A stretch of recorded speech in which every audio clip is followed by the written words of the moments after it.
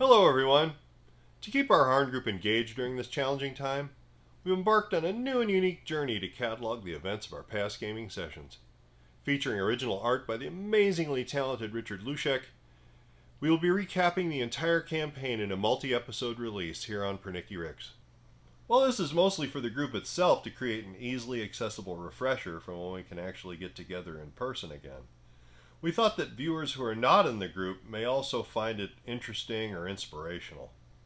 Aside from the main storyline, each episode will feature a few of the players as they give us personal insight on their characters' backgrounds and motivations.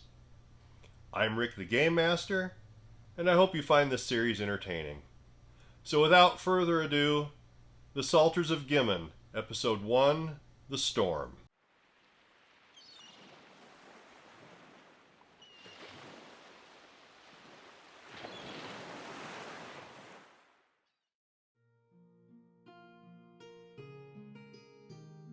Along the backwater lanes in the southwest of the Kingdom of Kanday, in the heart of the Shire of Gimone, lies the tiny village of Gimon. Gimon, though small and rather inconsequential, somewhat unique to Kanday and the island of Harn. Its position near a small salt marsh on Kanday's southern coast affords it the ability to be one of the few villages on the island to make salt using the evaporation method. It also boasts one of the few tidal mills on the island. These unusual features are in part result of the influence of one of the town's most prominent citizens, Cradlin Penda. Cradlin Penda's origins and reason for residing in Gimon are somewhat of a mystery. He arrived in Gimon almost out of nowhere, but quickly managed to establish himself as an important fixture in the village. Steward to Baron Javasa, litigant by trade, his knowledge is much more expansive than the laws and customs of Kanday. He has expertise in many crafts and studies.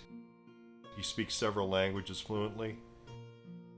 He's also foster father and master litigant to Carissa, the young journeywoman litigant.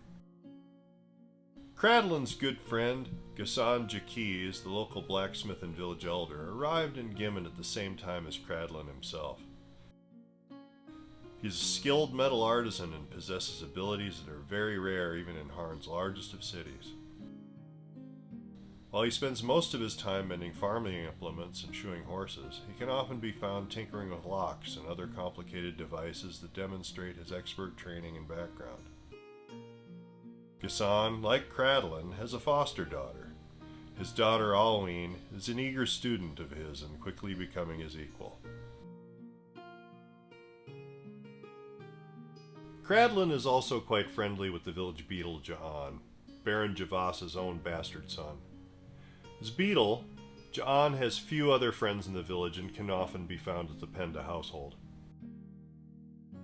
Whether the idea of Jaan, already a yeoman, being appointed to the village beadle upon Cradlin's suggestion was intended as a reward or another convenient layer of control is unclear. Hi, I'm Jaan, and I play Jaan. Jaan is a simple man as it pertains to his goals, motivations, and outlook on life. From his perspective, things are very black and white. This both aids and hinders him in his interactions with his fellow man. For the most part, his simple view of the way the world works has been an asset in dealing with the uncomplicated social strata and denizens of his home village. His status as the Baron's bastard is a major driving force in his actions, significantly affecting his decisions. Logically, he knows he'll never likely gain the recognition he craves from his father. However, he's determined that he will be a paragon of loyalty and competence to gain such recognition. To prove himself to the Baron, combined with his somewhat harsh personality, makes him an effective village beadle, but not very popular with the many of Gimon's common citizens. Consequently, he has few friends or advocates in Gimon. He became friends with Carissa and Alwyn because he seeks kinship with them in that they're not connected by blood to their families and they have been recognized for their competence in their fields. And Cradlin's patronage, friendship, and open home is a refuge to him. Jaan's simple black and white view, combined with his ignorance of the world beyond the village of Gimon, and his abrasive personality are likely to cause him difficulty when he leaves the known world of his home. Admittedly, his significant physical ability and martial skills will also likely assist him in dealing with his upcoming complicated education of the outside world. These good friends, Carissa, Jaan, and Alwyn, had taken shelter in the mill house one evening in the summer of 720 TR, while their tiny village was rocked by a violent storm. The storm and the events it set in motion would propel the three into a journey that would change their lives forever. Not far offshore that same evening, another story was unfolding.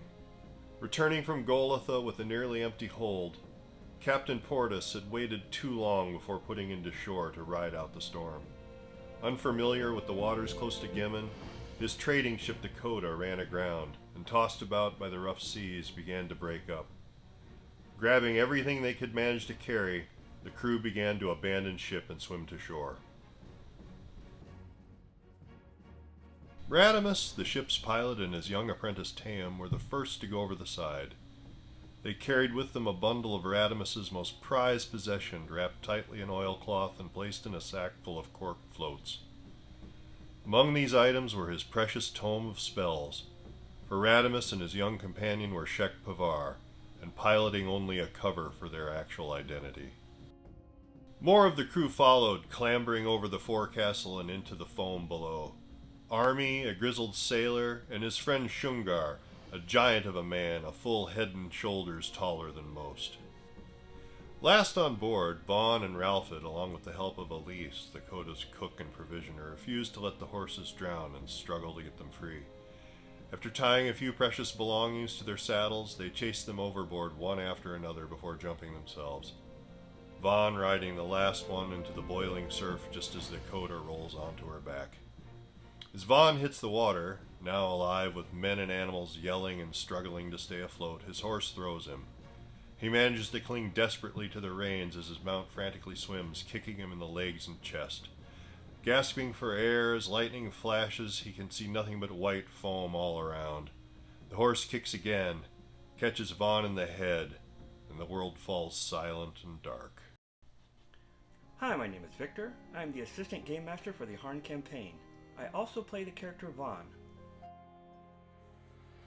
Though born in Meldorin, eldest of 5 children, as son of a Dalkachi merchant family, Vaughn had anything but a typical Harnic childhood.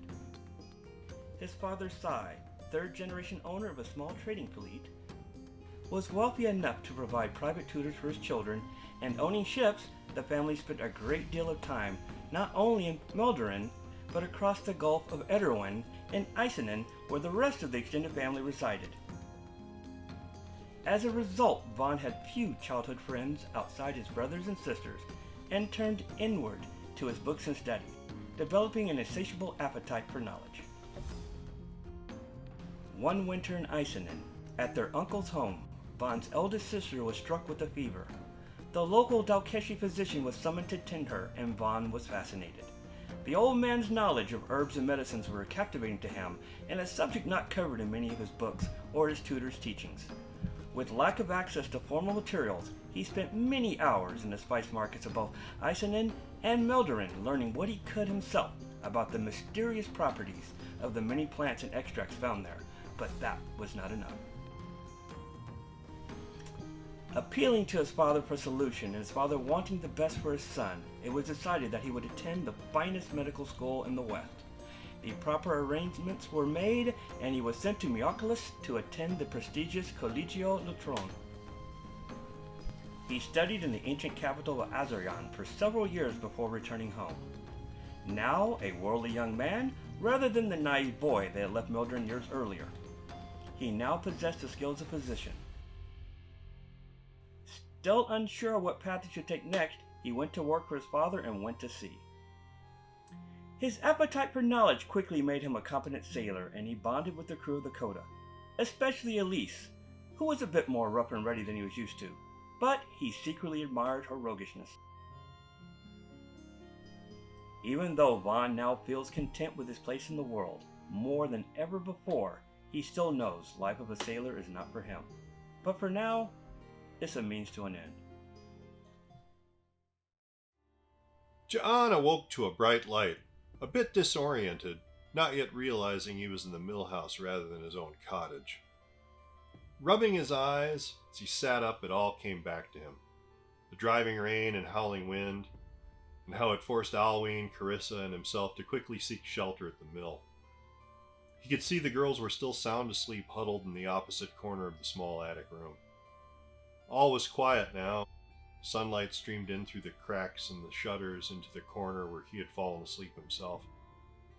Fully awake, he stood up and walked over to the window, opened it, and peered outside. He could see beneath him where the stone and earthen dam crossed the tiny inlet which formed the mill pond. The dam's lock gates had been left blocked open, and the enormous amount of water from the storm that had filled the pond was quickly rushing back out. Looking around, at first nothing seemed out of place. Then, at the far end of the dam, on the beach, he saw what looked like a figure. Laying face down in the sand, whoever it was obviously needed help. Springing to action, he quickly awoke Alwyn and Carissa and clambered down the attic ladder, heading outside. He rounded the mill house to the dam causeway and quickly realized he could not cross. As he had seen a few seconds earlier, the dam lock gates were open, and the small walkway that would have normally covered the opening was instead filled with the receding waters from the storm surge. Near him, he noticed the miller's coracle. As Jaan barked at the two girls to fetch help, he flipped the coracle into the water and began making his way to the other side of the inlet. Rowing the round leather boat in the rough water was tough going, but after a few minutes he managed to reach the other side, clambered out of the little boat, making his way to the person on the shore.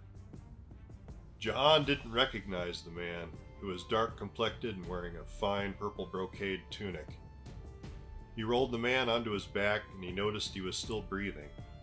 Whoever he was, he had a huge bruise on the right side of his head and a black eye. The man slowly stirred. He told Jaan that his name was Vaughn, explained what had happened during the night, and that the rest of his shipmates were out there somewhere and needed help.